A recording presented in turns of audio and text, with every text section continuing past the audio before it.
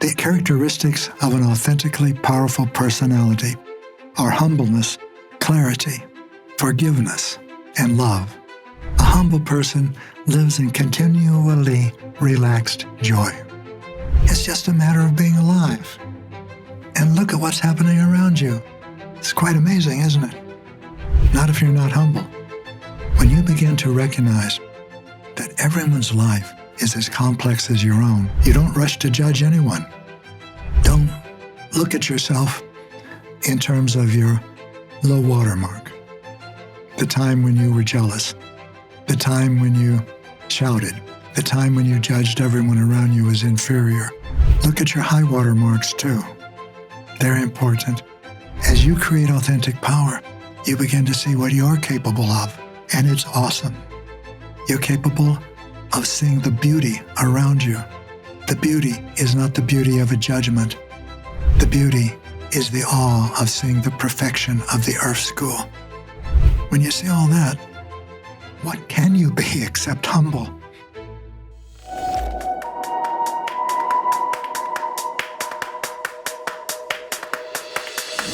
Welcome back. In the last 4 podcasts, we've talked about the intentions of the soul. We've also talked about the soul. The intentions of the soul are harmony, cooperation, sharing, and reverence for life. Your soul is what you are in a way. You are an incarnation. That means you've got a body, and that means you've got a personality, and that means you have loving parts of it and frightened parts of it, and you're only going to be alive for a certain number of years, maybe 100, 120, maybe 3 months, whatever it is. Your soul has chosen that with wisdom, with compassion, with perception that is immense. But you are not your full soul, but a part of your soul that has incarnated into the earth school. That's what I mean when I say you are a compassionate and loving, powerful and creative spirit. So what would it be like to be alive and to have the intentions, and only have the intentions of harmony and sharing and cooperation or co-creation and reverence for life? Well, as you become aware, you find out.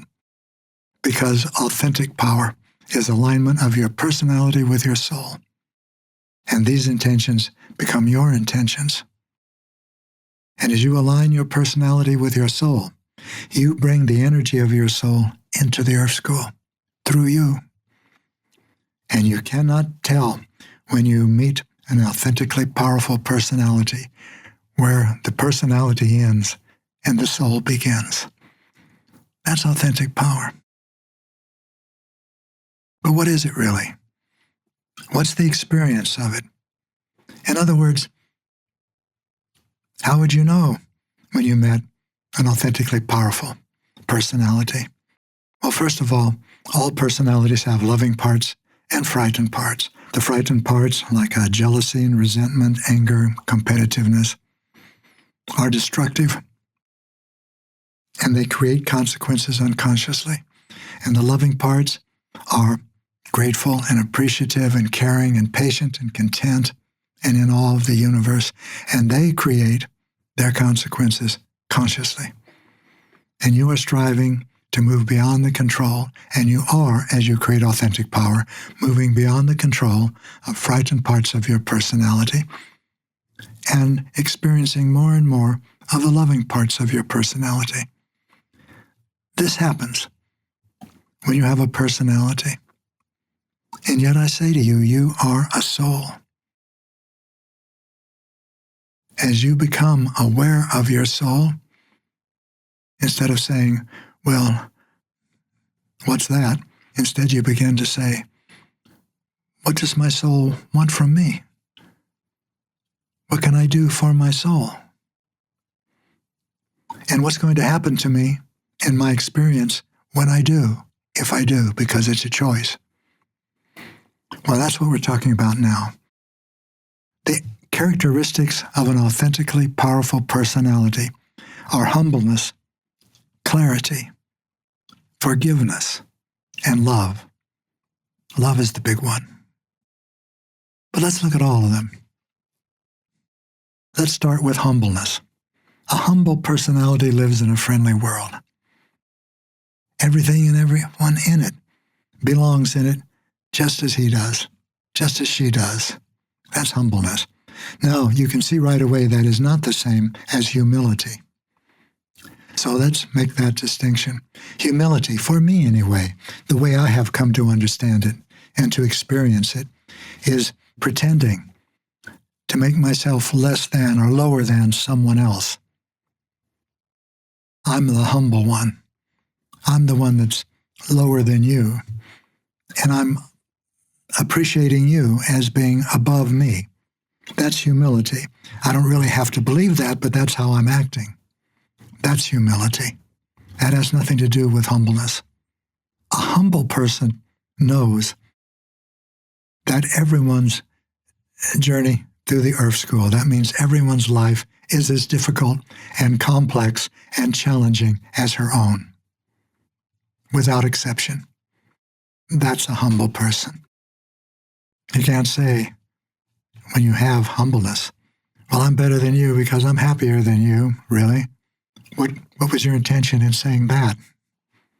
What were you trying to communicate? A humble person lives in continually relaxed joy. It's just a matter of being alive. And look at what's happening around you. It's quite amazing, isn't it? Not if you're not humble. If you have a high opinion of yourself, be aware of where that high opinion is coming from. It's not coming from the unchangeable ground of your being. That would be reverence. That would be life. That would be love. It's coming from a part of your personality that originated in fear, and it needs to proclaim itself as superior, clearly superior, because I'm happy and you're not. That's also what you might say the inverse of humility, except the frightened part of your personality really believes it. And that's not a problem. Nothing is a problem in the sense that everything is a learning opportunity, an opportunity for you to grow spiritually. But it is something to be aware of, because that attitude, acting from that part of your personality, will create destructive, painful, harmful, empty consequences for you. And you're the one that's going to experience them. So why not choose to act or speak from a loving part of your personality? One that's grateful, one that is in awe of the universe. Because that creates constructive, healthy, good feeling experiences for you. And you are the one who's going to encounter them. So your choices are really, in one way you could say, between love and fear. In a functional way, you'd say between blissful consequences and painful consequences, between consequences of meaning and fullness and consequences that are empty. And you ask yourself, is this all there is? No, there's a whole lot more when you're in a frightened part of your personality. But the frightened part of your personality has no idea about these, not even a glimmer of the possibility that they exist. Creating authentic power allows you to move out of all of that, because the new consciousness and its new potential of authentic power is new. It takes us beyond the limits of the old consciousness. In the old consciousness, humbleness is not something that was really even recognized. Humility, yes, but as we've seen, that's not something that really brings about any kind of constructive result, although it's a learning opportunity. There is learning in all of the choices that you make. When you begin to recognize that everyone's life is as complex as your own, you don't rush to judge anyone. You can see for yourself, yes, in that moment I was angry and I judged and I shut another person out. I had no compassion. But that isn't who I am. Sometimes it feels that I am, but I know in myself, I'm not that. When Linda and I teach events, I like to remind people, don't judge yourself or evaluate yourself. By the way, there's a difference between judgment and discernment. Discernment is simply seeing. This is the way you see something.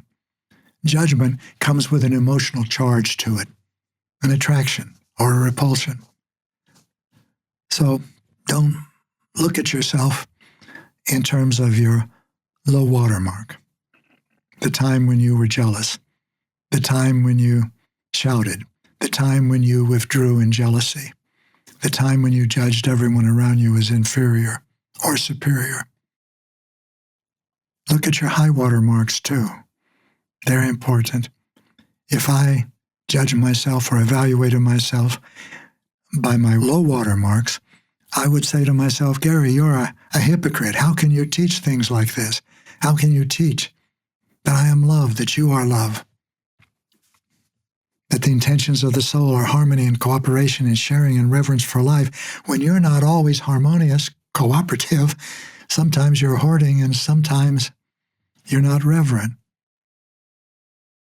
Well, it's because I'm aware of all this. I'm aware of the power and the beauty of the Earth School. That isn't an excuse or a justification for acting from a frightened part of the personality, but it is a realization that leads you into humbleness. And not only do you not rush to judge someone because they're angry or they're expressing judgment or inferiority,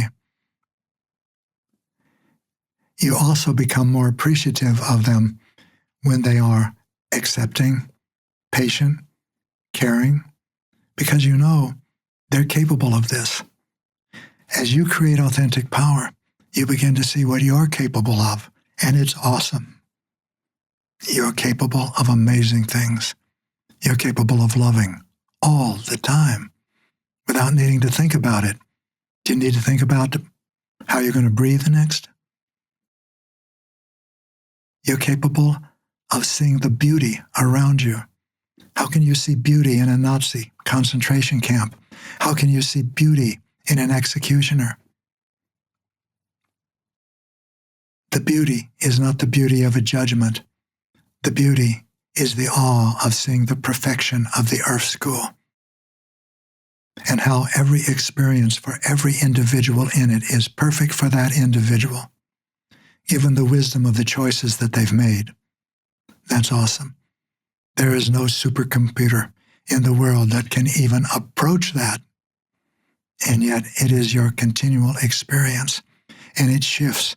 It's always aware of you, what you're thinking, what you're feeling, and it's providing you opportunities to move beyond those thoughts and those experiences when they come from fear, to move beyond the control of them. The idea is not to make them go away. Say, naughty, frightened part, bad, frightened part. No one likes you, frightened part. It's none of that. It is the ability to experience it fully, never to suppress or repress or to deny an emotion, no matter how painful, but to experience it fully. That's emotional awareness. And in that moment, choose to move beyond the control of it. And you do when you create authentic power. You use your will to put your attention in a loving part of your personality, a time when you were loved and loving and you knew it, and then choose to act from that part of your personality while you're experiencing the painful physical sensations and the judgmental thoughts of the frightened part. That's the moment of creating authentic power, and you can do it. You were born to do it. You will do it. But when is up to you. Now, while you're listening to this podcast, afterwards, immediately when you put it into practice, Next week when you've got some more time, next month when you're on vacation, next decade when you're old and you got plenty of time. By the way, don't think you know what old age is. You don't, not unless you're there. And until you're there, you're not going to know, and it could surprise you. It's not what it's written up to be. There are remarkable experiences waiting for you. They are giving the gifts that you were born to give. You don't have to wait for your body to get old. It gets old, it dies. You don't get old. You are immortal. Your soul is immortal. Put it that way. Your soul existed before time.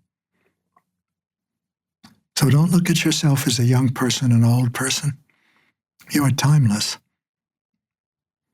And you will exist after time. And you'll see that for yourself when your soul goes home. But now let's come back to humbleness. When you see all that, what can you be except humble? What can you be in the experience, the conscious experience of the love that surrounds you continually? Every experience of a frightened part of your personality is a gift from the universe, a compassionate gift, because it brings your attention to what you must recognize in yourself and move beyond the control of in order to give the gifts that you were born to give. You can't give those gifts while you're angry or jealous or in the grip of the addictive sexual attraction or need some more food or any kind of addiction, obsession, compulsion, or frightened part of your personality. The universe is bringing your attention to one of those parts in a way that is guaranteed to catch your attention because it hurts. Because the consequences that creates are destructive and you don't want any more of them. Eventually you see that there is a connection between the choices you make and the experiences you encounter, and then you start to make more aware choices, more intelligent choices, more loving choices. And then you begin to give the gifts you were born to give. They're natural to give. You don't have to look for projects. Just look for meaning. Use meaning as your compass. Your meaning will take you to the gifts. Your life will bring you to more experiences that require a choice in every instance. But your meaning will show you which among those you want to follow again and again and again. And the gifts that you have to give begin to emerge. A lot of people are trying to give the gifts that are other people's gifts to give. For example, one of my gifts I discovered early when I was in high school is that this incarnation is intelligent. It's fun. It's fun to be smart. But I was jealous of people who were playing football. I really wanted to be with those guys. And what about the artist? Oh, they're doing beautiful artwork, and I can't even draw stick figures. So that's what happens when I was disappointed. You can't see me because if you're watching video, you only see me from my chest up, but I do not have a big body and I never have. And some of these guys that are playing football, some of the women who are playing basketball could break me in two by looking at me the wrong way. Well, that's an exaggeration, of course, but what it means is they've got aptitudes, they've got natural abilities, they've got gifts to give that I can't give. But I've got gifts that they can't give, but I give them. That's my meaning. And they're giving their gifts. That's their meaning. And when you see all of that, it creates humbleness. It creates appreciation. It creates reverence. All of these things are of the same fabric. You can't pull one thread out and see, isn't this beautiful? This is reverence. Isn't this thread beautiful? This is harmony. Isn't this thread beautiful? This is humbleness. The threads are all coming from the same fabric. Humbleness is what you experience when you see the fabric. And you see all of what is in the fabric. That's your life. So awe of the universe, reverence for life. There are different ways of saying the same thing, but you know it each time because you sense value, you sense meaning, you sense purpose, you sense what you are living for. And in that moment, you begin to move toward it. And we'll talk about that some more too. So here's a soul step you can take. Again, it involves your little notebook that you keep in your back jean pocket with its pen. But this one also includes an experiment. It involves another person. So the first thing is you write down an experience that you think was humbleness. Even listening to the thought that everyone's life is as challenging and complex as your own. If you really think that, you'll begin to experience humbleness. Now, the next time you speak with someone while you're remembering that, pay attention to what you're sensing and feeling from that person. Not as another person who's like you or unlike you, that which means like your earth suit or not like your earth suit, but is a soul like you. Sense what they're experiencing. You can do that. This is part of multisensory experience. You can tell whether that person is happy or sad, whether that person is insecure and needs to prove himself, or whether that person is open, or whether that person is smiling because of insecurity or smiling because of love that's radiating through his face or her face. Note all of these things and see which among them, or if all of them, produce this experience of humbleness in you. And enjoy yourself. I'm looking forward to being with you again soon. I'm Gary Zukav.